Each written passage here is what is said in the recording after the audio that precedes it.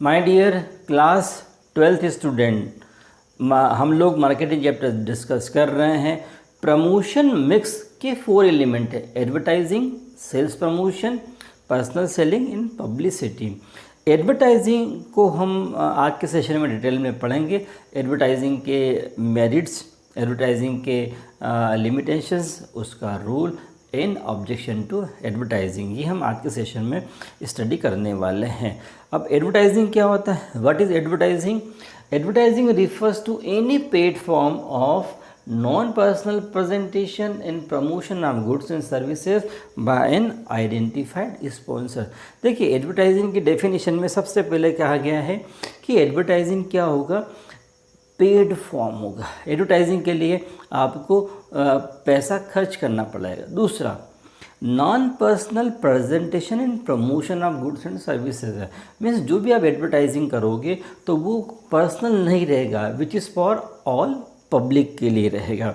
Then last वाला point है हमारा बाय एन आइडेंटिफाइड स्पॉन्सर्स। तो इस डेफिनेशन से हमें एडवर्टाइजिंग की 3 कैरेक्टरिस्टिक्स समझ में आती है। नंबर 1 इज़ पेड फॉर्म होगा, इम्पर्सनलिटी होगी एंड आइडेंटिफाइड स्पॉन्सर्स होगा, है ना। कोई ना कोई उस एडवर्टीज़मेंट को देने वाला फर्म या ऑर्गेनाइजेशन या मार्केटर होगा जो उस एडवर्टीज़मेंट को देगा। इम्पर्सनलिटी मीन्स कि वो पब्लिक के लिए होगा। पेड फॉर्म, आपको एडवर्टीज़मेंट के लिए पे करना होगा। नाउ अब एडवर्टाइजिंग के मेरिट्स क्या क्या होते हैं? देखिए, एडवर्टाइजिंग का फर्स्ट मेरिट है हमारा मास रीच। जैसे ही आप एडवर्टाइजिंग करते हो तो ये लार्ज पॉपुलेशन को क्या करता है? ट्रैप करता है। मीन्स लार्ज पॉपुलेशन तक जो आपके प्रोडक्ट की इन्फॉर्मेशन है वो पहुंच जाती है। लार्ज पॉपुलेशन क्या करती है? आपके प्रोडक्ट से अवेयर हो जाती है। सेकंड इसका मेरिट है हमारा enhancing customer satisfaction and confidence. देखिए, कस्टमर को भी सेटिस्फेक्शन मिलता है, कस्टमर का कॉन्फिडेंस भी बूस्टअप होता है कि मैं भी एक ब्रांडेड प्रोडक्ट यूज़ कर रहा हूँ। मीन्स जो प्रोडक्ट मैं यूज़ कर रहा हूँ उसका एडवर्टीज़मेंट टेलीविज़न पे आता है या इलेक्ट्रॉनिक मीडिया में या प्रिंट मीडिया में आ रहा है, तो कस्टमर को भी टुवर्ड्स द प्रोडक्ट कॉन्फिडेंस आता है। Number 3 is एक्सप्रेसिवनेस। एडवर्टाइजिंग में क्या होता है? एक्सप्रेसिवनेस वाली बात होती है। मीन्स जो प्रोडक्ट है अपने आप में इटसेल्फ में एक्सप्रेस करता है। देखिए, आपने जैसे ही नाइक का शूज़ पहना है, उसका जो एरो वाला सिंबल है वो इस बात को रिप्रेजेंट करता है कि आपने जो ब्रांडेड शूज़ है उसे पहना हुआ। प्यूमा के शूज़ में लेपर्ड वाला जो सिंबल है वो इस बात को बताता है कि आपने प्यूमा का शूज़ पहना हुआ है। एक्सप्रेसिवनेस अपने आप में आ जाती है। आपने मोबाइल परचेज़ किया है, एप्पल का मोबाइल आपके पास में है, उस एप्पल के मोबाइल के जो सिंबल से देख के अपने आप उस ब्रांड के बारे में हर बातें जो है, उसके फीचर, उसकी क्वालिटी सब ऑटोमेटिकली एक्सप्रेस होना शुरू हो जाती है। द नेक्स्ट वन है हमारा इकोनॉमी। इकोनॉमी से मतलब है एडवर्टाइजिंग क्या करता है? होल इकोनॉमी में पार्टिसिपेट करता है। मीन्स इकोनॉमी में ये क्योंकि हर फर्म को अपना प्रोडक्ट मार्केट में बेचना है, उसके लिए एडवर्टाइजिंग करना ज़रूरी है। एडवर्टाइजिंग करते हैं तो कहीं ना कहीं गवर्नमेंट की जो इनकम होती है वो भी इंक्रीज़ होती है। प्लस जो इकोनॉमी में भी हम काफ़ी एडवर्टाइजिंग जो है हेल्पफुल रोल प्ले करती है। Now come to limitation. Advertising का लिमिटेशंस क्या होता है? Less forceful. एडवर्टाइजिंग क्या होती है? लेस फोर्सफुल हो गया। मीन्स जहाँ पे भी आपने एड देख लिया, बट वो एड से आपको फोर्सफुली प्रोडक्ट को परचेस करने के लिए वो इंड्यूस नहीं करता। सिर्फ वो एडवर्टाइजिंग सिर्फ अवेयरनेस क्रिएट करता है मार्केट में regarding product and services. Now second है हमारा लैक ऑफ फीडबैक। एडवर्टाइजिंग से आपको कहीं भी कोई फीडबैक नहीं मिलता है कि कस्टमर आपके प्रोडक्ट के बारे में, कस्टमर का क्या व्यू है, कस्टमर आपके प्रोडक्ट के बारे में क्या सोचता है, ऐसी इन्फॉर्मेशन आपको एडवर्टाइजिंग से नहीं मिलती है।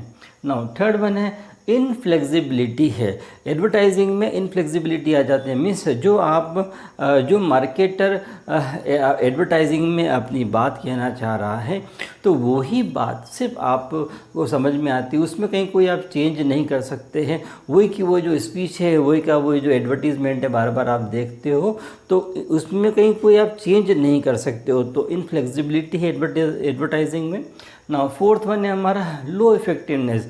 समटाइम्स आदमी की कस्टमर की टेंडेंसी होती है कि जैसे एडवर्टाइजिंग आया किसी भी मीडिया पे तो वो चैनल चेंज कर देगा, या रेडियो में भी जैसे गाना ख़त्म होने के बाद में वो एडवर्टीज़मेंट आता है तो वो चैनल को स्विप कर लेता है।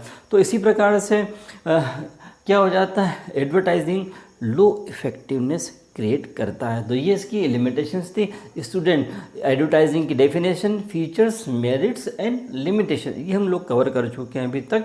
Now come to role of advertising. First one is create demand. Advertising क्या करता है, प्रोडक्ट की डिमांड को मार्केट में एनहेंस करता है, प्रोडक्ट की डिमांड को मार्केट में बढ़ाता है। प्लस एडवर्टाइजिंग से हमारा जो प्रोडक्ट है पोटेंशियल बायर तक जो है अवेयरनेस क्रिएट होना शुरू हो जाती है। Then economics of scale.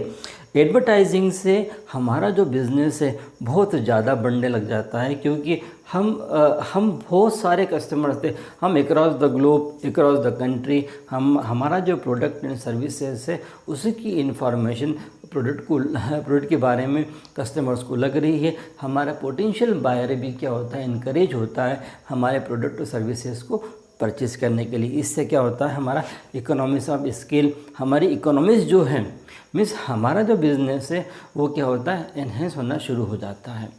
Now educates consumers. Advertising में क्या करते हैं, हम कंज्यूमर को एजुकेट करते हैं कि किस तरह से हमारे प्रोडक्ट और सर्विसेज को आप अवेल करें, किस तरीके से हमारा जो प्रोडक्ट है उसे आप यूज़ करें।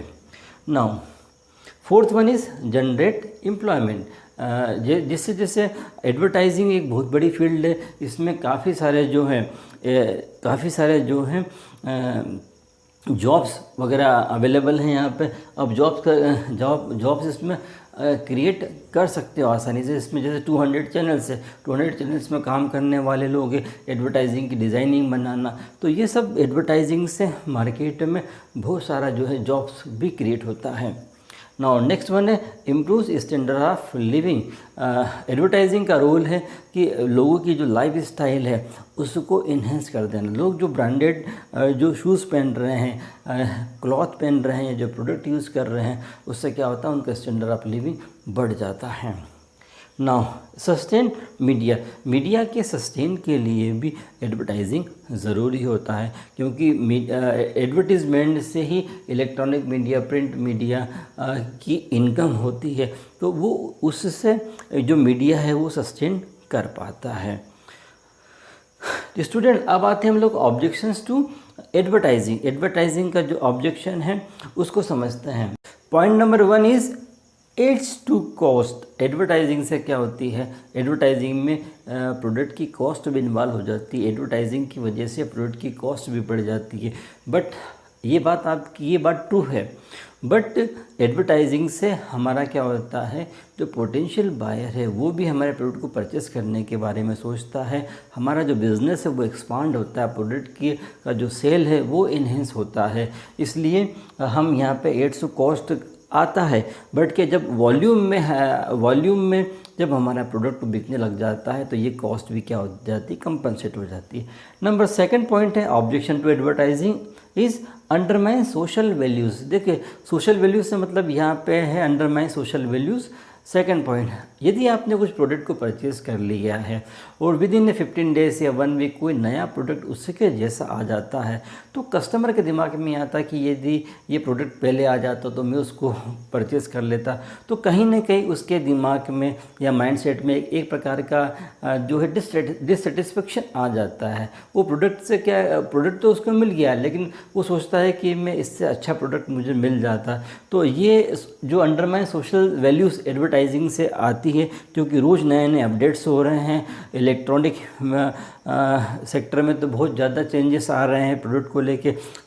स्पेशली हम बात करें मोबाइल्स की, तो मोबाइल में काफ़ी सारे चेंजेस आते हैं। एवरी वीक कोई ना कोई नया मॉडल्स आ जाता है, तो कस्टमर को वहाँ पे डिससेटिस्फेक्शन होने लग जाता है कि सोशली, जैसे आज मैंने ये ब्रांड खरीदा और व्यक्ति सोचता है यार 1 वीक में दूसरा ब्रांड आ गया, यदि मुझे वो मिल जाता तो मैं उसे परचेस कर लेता। Now third one is confuses the buyers. Sometimes advertising क्या करती है, बायर्स को कन्फ्यूज़ कर देती है कि बायर्स कौन सा प्रोडक्ट को परचेज करें। सच बात है, बायर्स को समझ में नहीं आता मैं पार्ले जी का बिस्किट लूँ, सनफीस्ट का बिस्किट लूँ, या फिर मैं कोई दूसरा ब्रांड वाला बिस्किट लूँ। तो बायर समटाइम्स क्या होता है कि कन्फ्यूज़ हो जाता है एडवर्टाइजिंग से। एग्रीड, बट क्या होता है,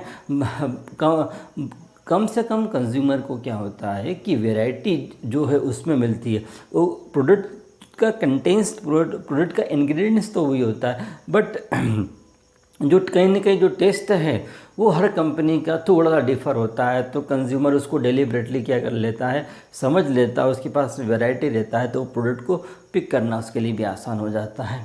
now come to fourth one, encourages sale of inferior product. ये एडवर्टाइजिंग में हम लोग करते हैं कि इन्फीरियर प्रोडक्ट को सेल करते हैं। इस ऑब्जेक्शन के अगेंस्ट में हम बात करते हैं कि कोई भी कंपनी, कोई भी मार्केटर एडवर्टाइजिंग देता है तो अपने प्रोडक्ट के फीचर्स को बताता है, कैरेक्टरिस्टिक को बताता है, प्रोडक्ट की लाइफ स्टाइल है ना, स्टाइल, प्रोडक्ट की क्वालिटी, इसको वो पिच करता है, बट वो कभी भी इन्फीरियर प्रोडक्ट को प्रमोट नहीं करता है। क्योंकि इन्फीरियर प्रोडक्ट के लिए कोई भी मान लो प्रमोट करेगा तो कहीं न कहीं उस कंपनी के मार्केटर की इमेज भी ख़राब होती है। और इथिकल प्रैक्टिस, अनइथिकल प्रैक्टिस यदि करता है तो उसके लिए गवर्नमेंट जो है उसके ऊपर बैन भी लगा सकती है। तो वहाँ गवर्नमेंट भी इंटरवीन करती है। यदि कोई मार्केटर फॉल्स रिप्रेजेंटेशन करके या कस्टमर को चीटिंग करके प्रोडक्ट बेचता है तो उसके लिए गवर्नमेंट ने अपने रूल्स बनाए हुए हैं। नो, नेक्स्ट है हमारा लास्ट वाला, some advertisement arise are in bad taste. कुछ एडवर्टीजमेंट ऐसे होते हैं जिनका टेस्ट थोड़ा सा क्या होता है, बेड होता है। एग्जांपल की हम बात करें, जैसे परफ्यूम का ऐड है, तो परफ्यूम के ऐड को यदि एक मेन लगाता है तो जो वुमन है उसकी तरफ दौड़ी चली जाती है। तो ये इस तरीके का जो एडवर्टाइजिंग है, समटाइम्स क्या होता है देखने में बेड अपीलिंग करता है। शेविंग क्रीम का ऐड है और उसके अंदर जो है एक वुमन अट्रैक्ट हो रही है टुवर्ड्स द मेन, तो कहीं ना कहीं ये एक बेड अपील है प्रोडक्ट के लिए। तो यहाँ पे ऑब्जेक्शन आ सकता है कि समटाइम्स कभी कभी कुछ लैंग्वेज ऐसी होती है जो कस्टमर को परेशान कर सकती है, कस्टमर को वो जो है हार्म कर सकती है, कस्टमर उसके बारे में वो लैंग्वेज कस्टमर को अच्छी नहीं लगती है। तो इस टाइप की जो चीज़ें हैं वो एडवर्टाइजिंग में होती है, बट फिर भी मार्केटर पूरी तरीके से वो ध्यान रखता है।